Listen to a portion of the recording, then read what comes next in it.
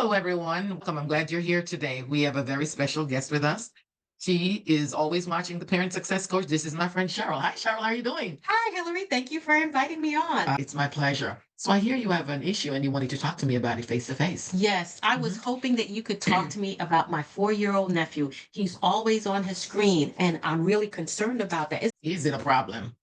Screens, screens, screens everywhere. Mom has it, dad has it, all the children have one, even the 2-year-old has more than one.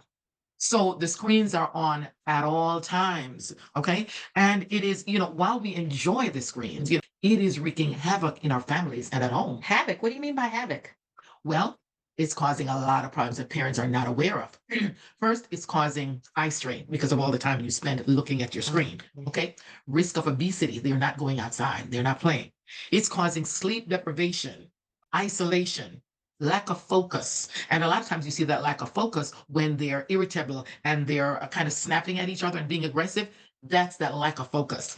Talking about depression and cyberbullying and anxiety. That happens a lot. I've done a couple of videos on those. Yes. Oh, yes. And finally, we're looking at the biggest problem in the younger ones is delayed learning. Delayed Delayed learning. learning? Can you tell me about that? That's a very big concern of mine because education is so important. That's a big concern. Well, it's delayed learning, but the biggest problem is that the parents give it to them. Why do they have to have it? I don't understand. Why do the parents give it to Like kids? we said, it's a screen phenomenon. It's a quick distraction for the kids who are bored or upset. You're bored, they're upset, they're alone. It's a quick distraction. And parents give it to them so that they can sit in the corner and be quiet. Lots of times parents are busy, they have other things to do. But sometimes, if truth be told, Cheryl, what they do is they give the child the screen so that mom or dad can get on their own screens. Okay, so, oh, absolutely. And so that's what the child is learning, that it's okay to stay on your screens. So that's a big part of why they give it to them.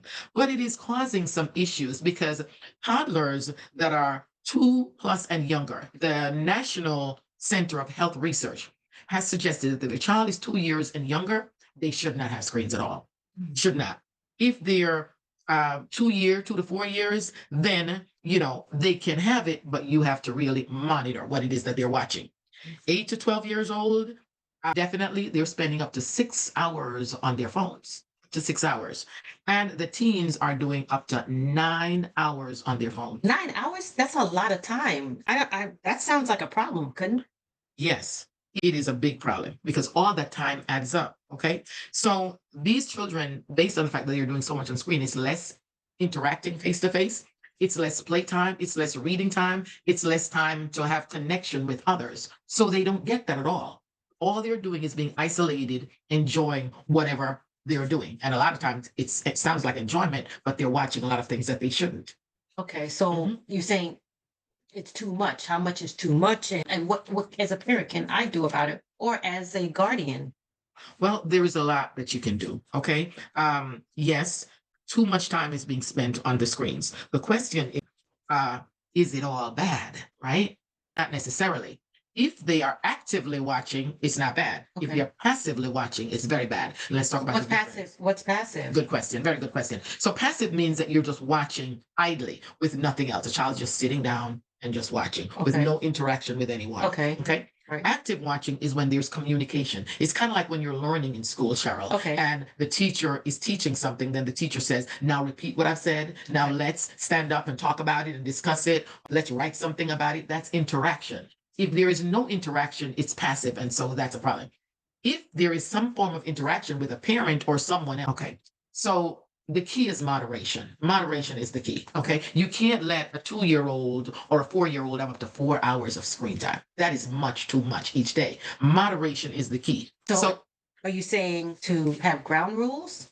well, not exactly ground rules right now. You have to be looking at what they are recommending. They're saying that if the child is 18 months or less, then they shouldn't have screens at all. That's what the experts are saying. If they are between 18 to 24 months, then yes, they can have a little screen time as long as it's active Okay. screen time. Okay. 2 to 5-year-olds, they must be watched by the parent and then there should be some kind of interaction. Okay. If it's 6 and above, it has to be monitored because a lot of times that time that they're using creeps into their homework time, their sleep time, their play time, and all the interaction that they should be having with human beings. They're using it. So that must be monitored. All right. So that's important. And so you have to encourage the screen time to make sure that the children are doing it the right way. The Okay. right way. Okay. Mhm. That's really good information. Thank you so much for explaining that because I didn't know the difference between active and passive. I thought that, with the modern age, they needed this for technology to learn. Mhm. And that's what a lot of people believe. So you're not far off at all. But the biggest problem I think that parents have to do is to be responsible with it. We don't really want to spend a lot of time having to do it. That's why we give it to them in the first place, so we can have more time to ourselves. Okay. But it's not really helping them. So you must first make sure that you do a couple of things. Okay. You have to turn off the screen during mealtime. Right. I see people do that all the time at restaurants. They, Mhm. everybody's on their screen and nobody's talking to each other. Exactly. We're Exactly. losing the art of communication. Absolutely. You've hit the nail on the head. So they have to turn it off during mealtime. They have to set up these rules. 30 to 60 minutes before bedtime, there should be no screens at all. Okay. And as a parent, you have to familiarize yourself with what your child is watching. Don't just let them watch blindly because a lot of times it's inappropriate material or it's violence. So you have to be monitoring or familiarizing yourself with what is going on that screen. Okay. And you cannot use screens to pacify bad behavior.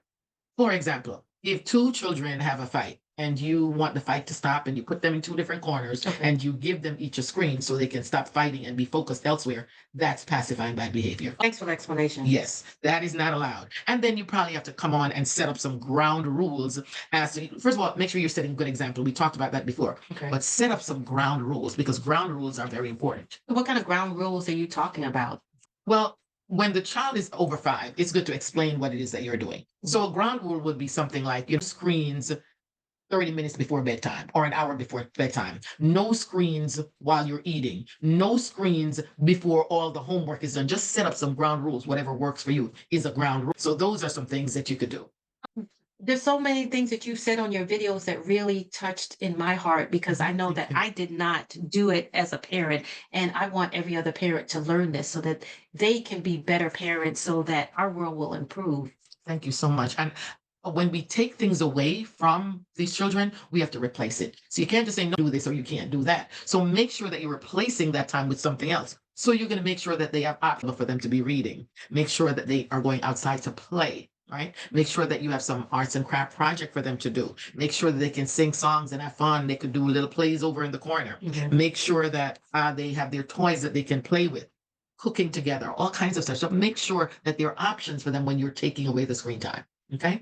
Because as parents, children depend on us to do our jobs. Yes. And if we fail them, we fail the family. Yes. And we have no one else to blame but ourselves. So even though you may be a little bit tired and you come home from work and you really don't want to be bothered, you need to be bothered because you have already had your education. Right. Right. If we do not monitor this, our children will not get a chance to be successful. So we have to step up to the plate, do what it is that we have to do so that our children can be what they need to be. Remember, I always say, Cheryl, every child deserves a chance to have a bright future. And that future starts with you. That is wonderful. I'm going to really try to take all this in to help my nephew Mhm. and his mother. I Yes. really appreciate this because they're my heart. Yes, And I want things, every generation wants the next generation to be better than them. absolutely. And It was so wonderful having you. Thank you for joining us. And hopefully, maybe you'll join us next time. It was my pleasure. Thank you.